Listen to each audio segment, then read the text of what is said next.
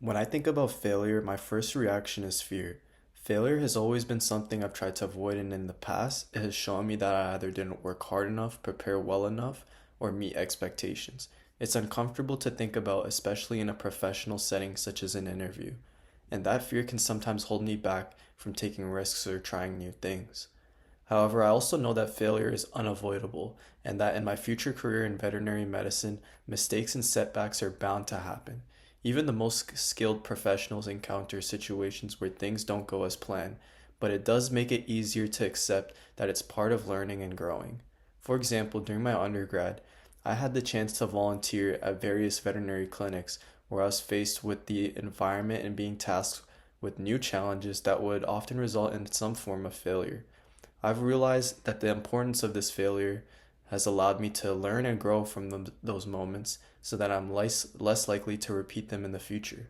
Out of the three videos, what I learned from 100 Days of Rejection by Jia Jiang resonated with me the most because of how Jiang deliberately sought rejection to overcome his fear of it.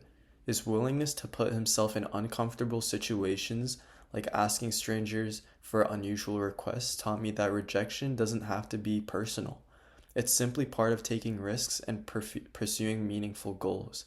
I related to this experience myself because, like many people starting their careers in veterinary medicine, I sometimes feared not being good enough.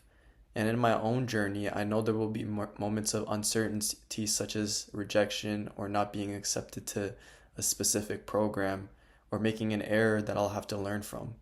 This video showed me how to face those moments and to face them with curiosity instead of fear, and becoming resilient to my surroundings. There are several strategies that I'd like to practice to strengthen my resilience when facing mistakes or setbacks. First, I want to make reflection a habit.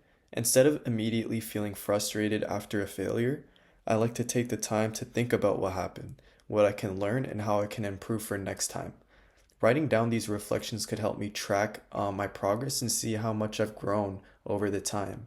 Second, I plan to reframe failure as feedback. By viewing mistakes as learning opportunities, I can shift my mindset from self criticism to self improvement. This will allow me to stay motivated and maintain confidence even during difficult situations.